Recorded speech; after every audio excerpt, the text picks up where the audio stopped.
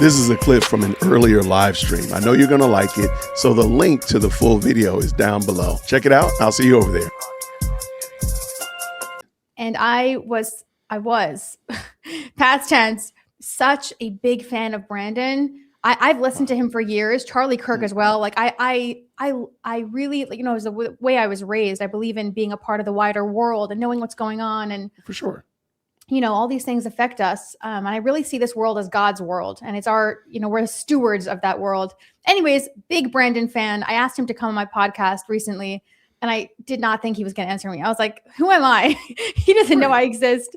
But he came, and it was a great, you said that you liked the interview. I thought it was great. I did, you know, maybe push him a little bit because honestly, Jason, it's not even, I know we're going to get to this topic, but it's not even just about Brandon. I cannot believe what's happening to the conservative movement, to the world, to politics since Charlie was murdered. I've watched some of your stuff. Again, we were talking about this before. I have a 5-month-old, so I don't have so much time to sit and watch. I try to listen to things while making dinner. But okay.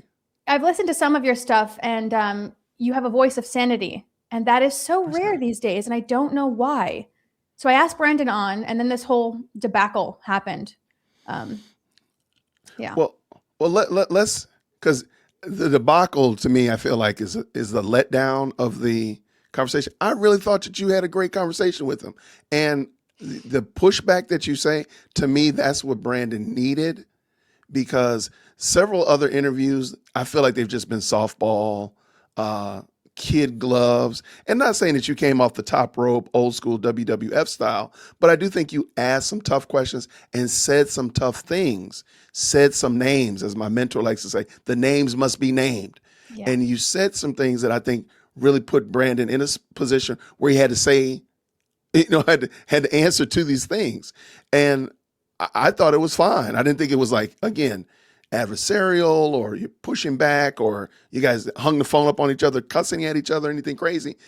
I thought that was the way interviews should have gone. So I don't know if you're classically trained in interviewing or anything of that nature, or just because of the passion and the nature of the topic. You did an outstanding job. Thank you. I don't know what happened. I honestly don't know what happened. Well, first of all, thank you. I'm not trained at all in any way. And I do name names, and I ever, you know, for the past 4 something years, I don't know why, Jason, no one wants to say Candace Owens' name. It's really weird. And I lose respect for people who will not just call it out, because I'll tell you why. Is evil. It's evil. And she, in my opinion, is evil. And people will cut that out of conversations. And I'd like to hear your take on that. She's like, I don't know if you're familiar with it. Back in the 90s, there was a trend of going to your bathroom, your powder room, look in the mirror and say this phrase 3 times, and this creature will jump out at you. The boogeyman, right? And when I was a kid, it was called Candyman. So you go in your closet or in your powder room, you turn off your light, you say Candyman, Candyman, Candyman, and the Candyman will jump out and get you.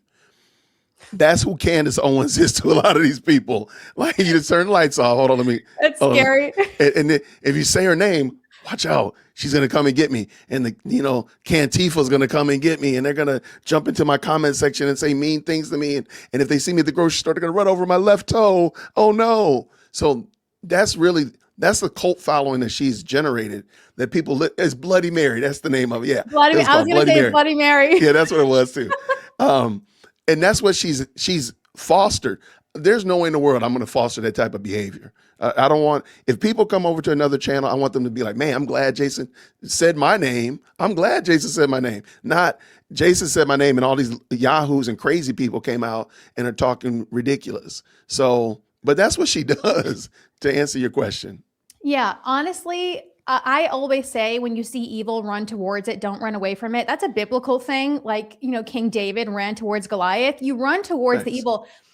It's, people will survive. Let her come at you.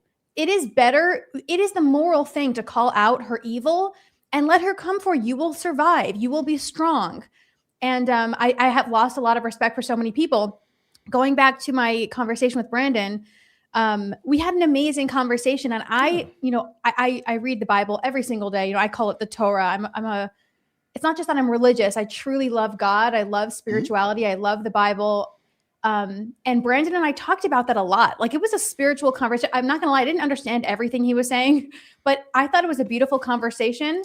I did not love, but you know what? I have a lot of respect for him, and I didn't want to disrespect him when he came onto my podcast, when he was saying, she's not evil, she's deceived. I disagreed with him, but I'm not going to push. I respect. First of all, I respect my elders, but also I respect him as a person. But I did think I didn't agree with that completely. But anyways, we finished the conversation. I loved it. I was like, told my husband, like, Brandon Tatum came on my podcast. What is going on? That's so cool. Right. And by the way, my maiden name is everywhere. So I just I can't imagine he didn't know that my father is Rabbi Shmuley. But anyways, we had a great conversation. And then I got that message the next day, basically demanding that I take it down. And if I had published it anywhere, I needed to delete it and act like it never happened. And it was so disappointing. Well, I just want to encourage you. If you're going to be on here on YouTube for a while, be ready. There's discouraging things. YouTube will, matter of fact, just this morning, YouTube demonetized the video that I did yesterday because of a 3-second audio clip that was music that was played on a 3-hour video. They demonetized the whole video for 3 seconds.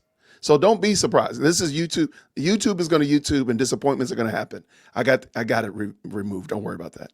But I think Brandon Tatum really, to the point that you're saying, and a lot of people in the chat are even mentioning it, he's very good at saying, hey, Tucker, he's a terrible, bad person. Nick, low down, good for nothing, can't do right. The guy at Starbucks that made my coffee wrong, he needs to be fired. Well, see, now Candace, she, she's just deceived. She just had the wrong menu, or she's just not, he's going to make he's going to do all this lyrical gymnastics to justify her behavior. And for the life of me, I don't understand it. We've talked about it in my chat and in other places. Maybe she has some files on him. Maybe she's got some text messages that won't look good if they get published, because we know she'll publish some text messages. I don't know what it is, but he will bend over backwards and go really through hell to justify Candace. Whereas the same note, he gives all the smoke to Tucker and Nick Fuentes and fill the blank. The only thing is, I don't see him giving any smoke to any women. That's the only thing I can't, unless you can tell me a woman that he's called out like he does Tucker or Nick. I can't think of one. Well, let me just tell you, it's not just Brandon. First of all, the week, okay, he sent me that message. I absolutely believed that it was Candace behind it, because he has this weird allegiance to her where he'll kind of like sit on the fence. And this is where I'm going with this. Right after that, he sent me that message, which was so odd and I thought degrading to me. But yesterday, I saw that he posted on his Substack something like the game mentioned her name and Candace owned the moment. I was like, what? So then I read it. And at the end, it was like, I'm paraphrasing here. This is not a direct quote. Brandon was saying, he said something like, the reason Candace is so, relevant and no one can like take her down is because she stands on the truth. And when you stand on the truth, you're untouchable. And that was just shocking. It's just shocking. Anyone with a conscience, with a moral compass, will know that what she's doing is evil. And by the way, it's not just Brandon. Jason, I truly don't know if Turning Point USA is going to survive. And that is so tragic. It's so tragic because Charlie was such an amazing human being and he worked so hard. And it's not just Brandon. I don't know why Turning Point is doing this to themselves. I mean, Tucker, Brandon called him evil. Tucker, I don't know what's going on with Tucker, but the things he says are horrific. And Turning Point won't call them out. Tucker just went to a Christmas party. It was his Christmas party. He invited Candace Owens.